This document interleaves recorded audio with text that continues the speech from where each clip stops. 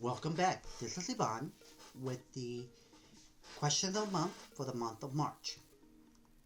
There's a lot of social upheaval and bad policies going on in our nation today. In the beginning of our fight for independence, our founding fathers put in the Declaration of Independence the following: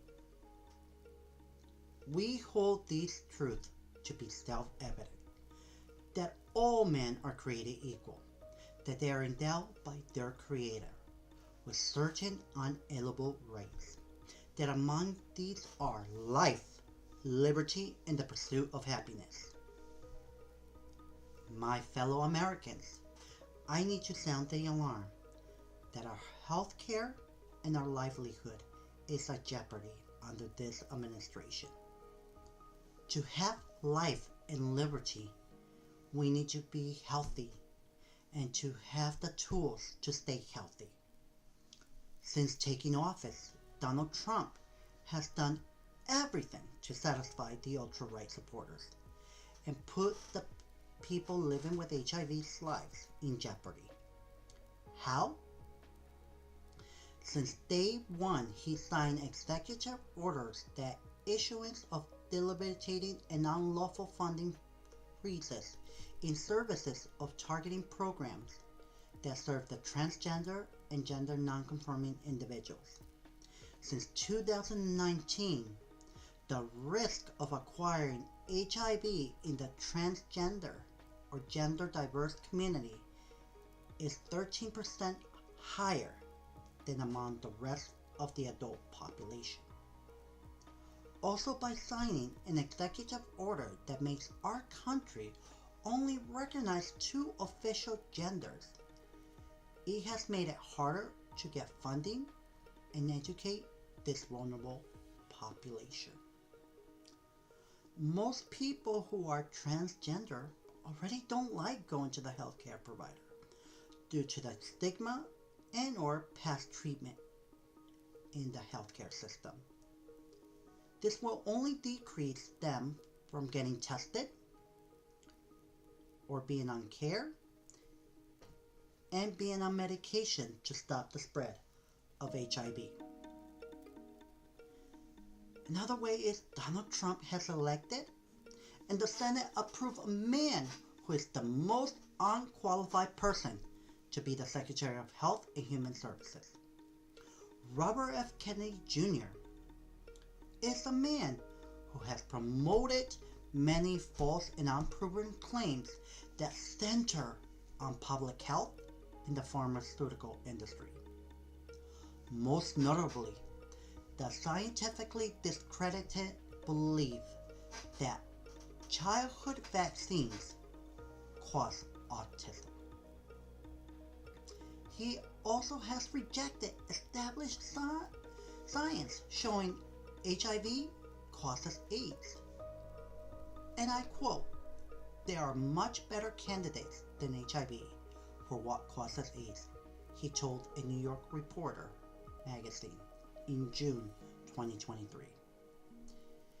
Kennedy has also suggested that the federal health agencies refocus away from infectious disease and towards chronic disease and lifestyle health actions. The U.S. Center for Disease Control and Prevention, the CDC, could face a 10% workforce cut, making it harder to fight any pandemic or epidemic in our country. During a time when the measles has come back and is on an outbreak in the state of Texas, in an area where most people don't vaccinate their children, they are putting at risk people with a weak immune system and the elderly, who will be the most vulnerable population. But if Robert F. Kennedy has his way, he will make vaccines optional and not require. Another way is the Office of Management and Budget Documentation Transportation requested and issued additional information about several HIV-related programs at the Department of Health and Human Services. This includes the Acquired Immunodeficiency Syndrome AIDS activity, HIV-related training and technical assistance, health system strength in HIV/AIDS prevention, care, and treatment under the President's Emergency Plan for AIDS Relief. Ending the HIV epidemic, the Capacity Building Assistance CAB for High Impact HIV Prevention, the Minority HIV/AIDS Fund, HIV Emergency Relief Project grants,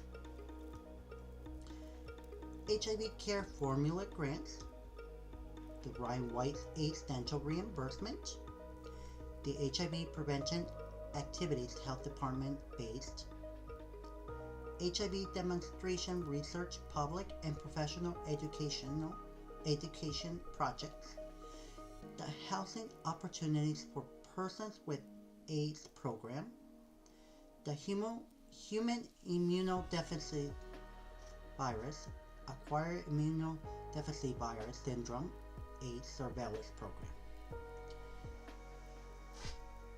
The Office of Management and Budget directively asked programs to answer a number of questions, including if the program will be implicated in the push to end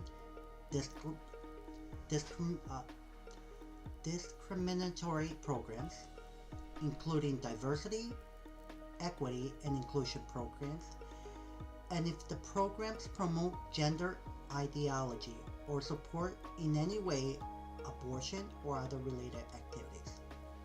This could mean cuts to several life-saving programs for Americans.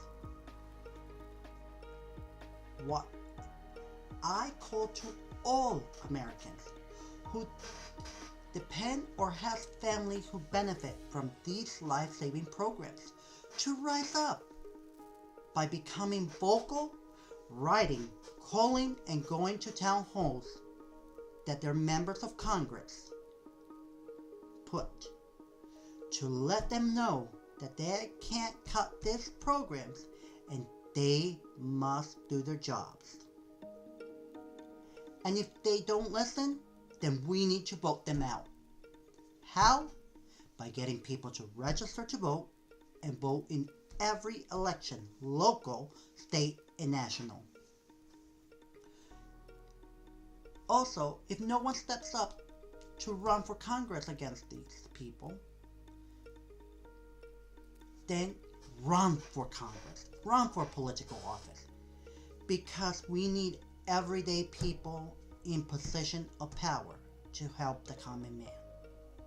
You can also get involved in organizations that are fighting back against this man. You can donate money, volunteer time, or protest with them to make our government hear us. I will close with a quote. John F. Kennedy once said, "Ask not what your country can do for you. Ask what you can do for your country." I ask you not to sit on the sidelines. I ask you to help us fight to keep these programs and to continue to fight to end the epidemic. If we don't, we will see what happened in the beginning of this epidemic. People dying, people losing their lives because they can't afford the medication to save them. I hope I don't get to see that again. Thank you. Have a great day.